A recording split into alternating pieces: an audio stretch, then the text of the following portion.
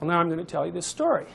It's written for 4-year-old kids. But I want you to take a look at it for a moment from a different perspective and see if you can imagine exactly what it is that it's saying.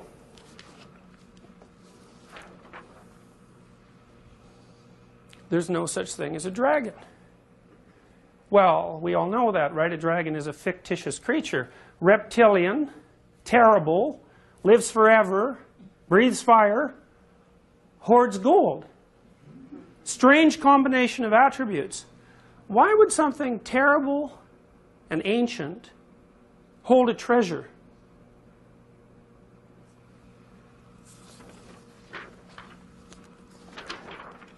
Billy Bixby was rather surprised when he woke up one morning and found a dragon in his room.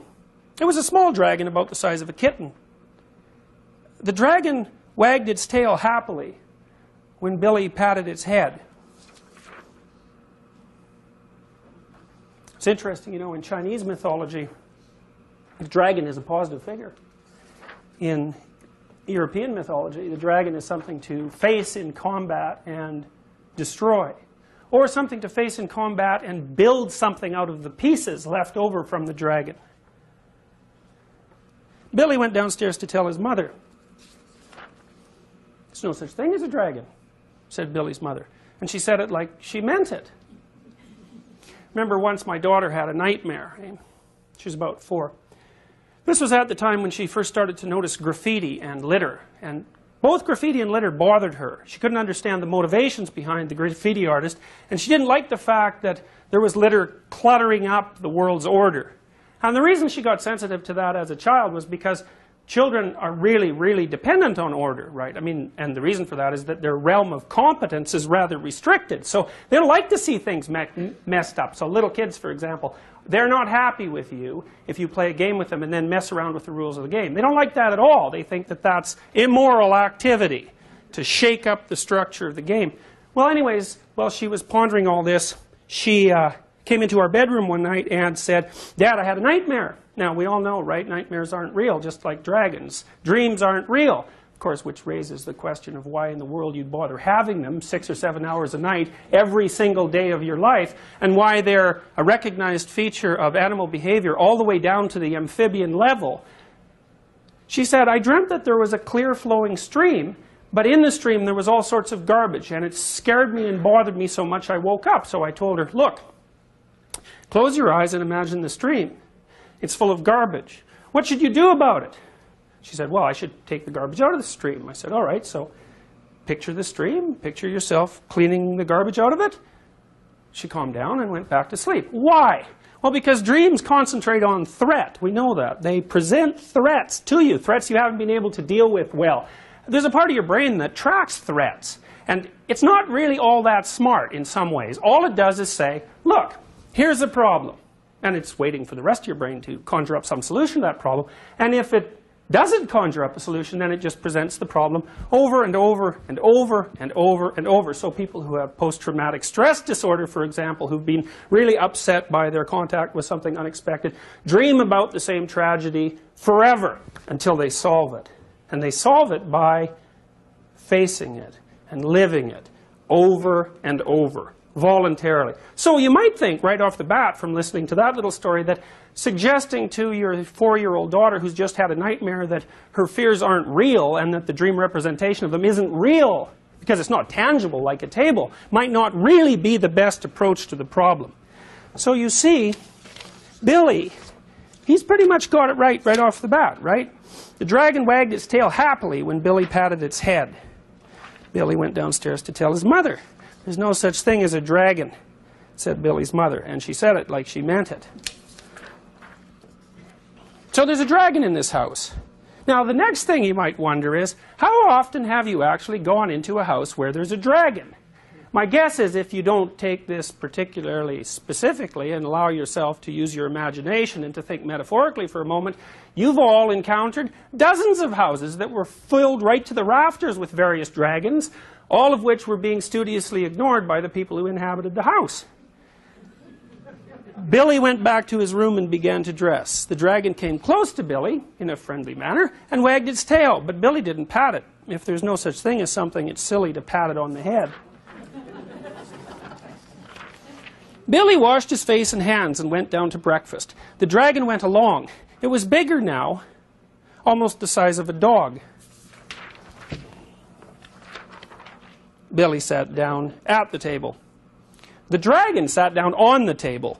This sort of thing was not usually permitted, but there wasn't much Billy's mother could do about it. She'd already said there was no such thing as a dragon. And if there's no such thing, you can't tell it to get down off the table.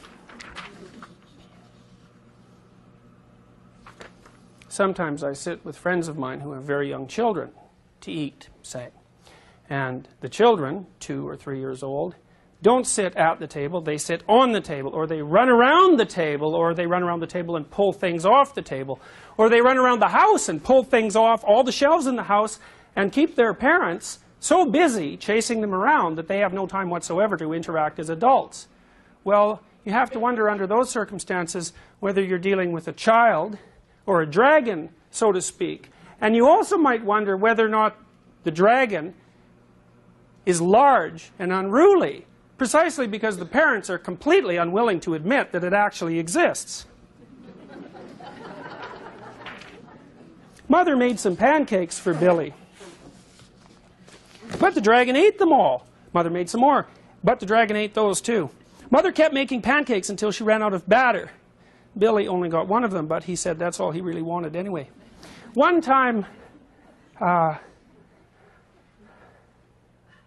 acquaintance of ours in Boston brought their son over to be babysat at our house, and his nanny had just been in a car accident, so he was being shunted from house to house while his parents went off to work. And he didn't have a very good reputation, this kid. He was about 4. And he came over to our house and with his mother in the morning, and she dropped him off, and she said, well, he probably won't eat all day, but that's all right. And I thought, no, he's 4. If he doesn't eat all day, that's not all right, right? Because kids, if they don't eat, they're basically horrible, right? If they don't sleep and they don't eat, they're horrible. So it isn't all right that he doesn't eat. So then you think, well, maybe there's some sort of dragon associated with this child that happens to be interfering perhaps with his ability to eat.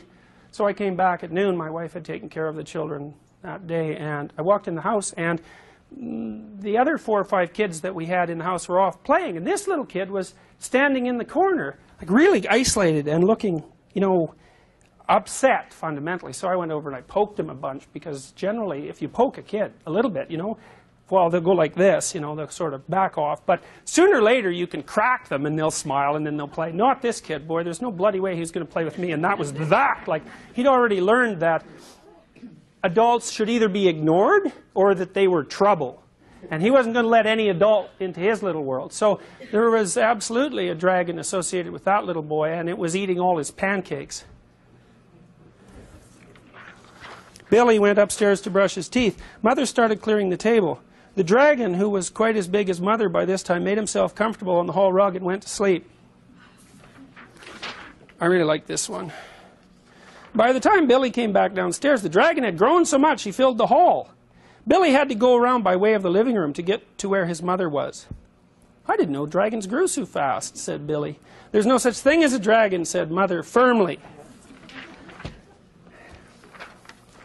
Cleaning the downstairs took Mother all morning. What with the dragon in the way and having to climb in and out of windows to get from room to room. So, you know, you think back in your own experience when you've gone to a house where there's a dragon hiding underneath the living room rug and nobody's saying anything about it.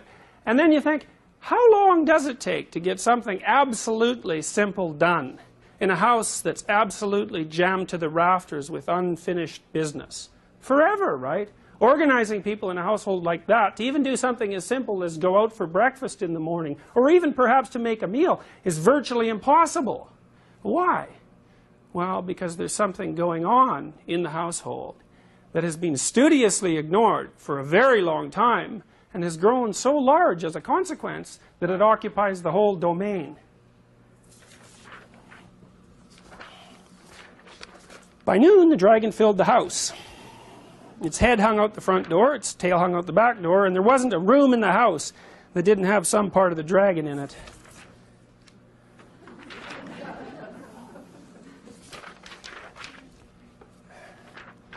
When the dragon awoke from his nap, he was hungry. The bakery truck went by. The smell of fresh bread was more than the dragon could resist. He ran down the street after the bakery truck. The house went along, of course, like the shell on a snail.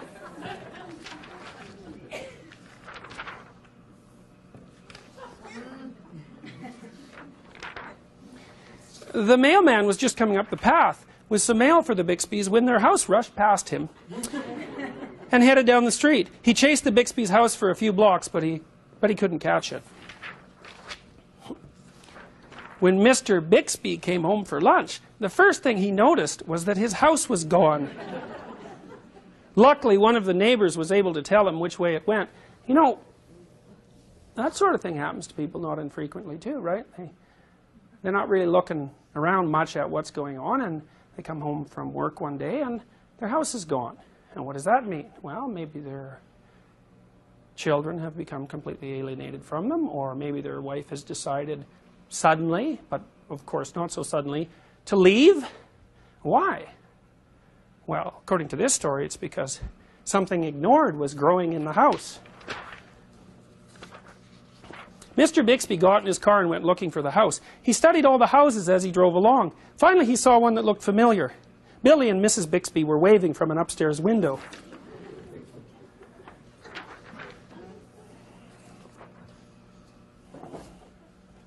You know, in the 1890s in India, when a house was being built, the local priest, equivalent to the priest, would come by to set the foundation stone. And when he set the foundation stone, he'd take a big spike and drove it into the ground. And the reason he drove it into the ground at the place where the foundation was going to be laid was to keep the great dragon that is underneath the earth firmly pinned down by its head so it couldn't move and shake the house to bits.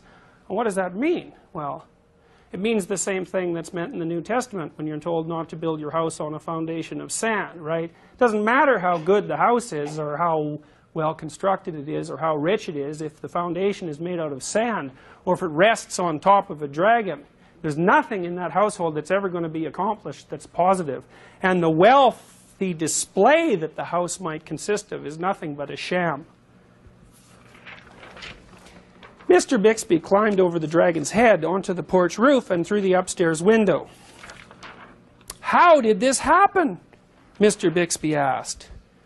"It was the dragon," said Billy. "There's no such thing," Mother started to say. "There is a dragon," Billy insisted, "a very big dragon."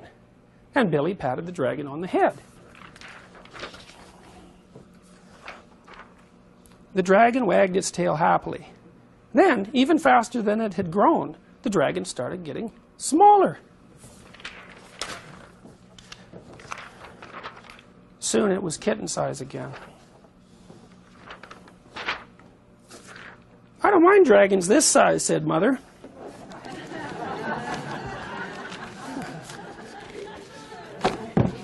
"Why did it have to grow so big?" "I'm not sure," said Billy, "but I think it just wanted to be noticed."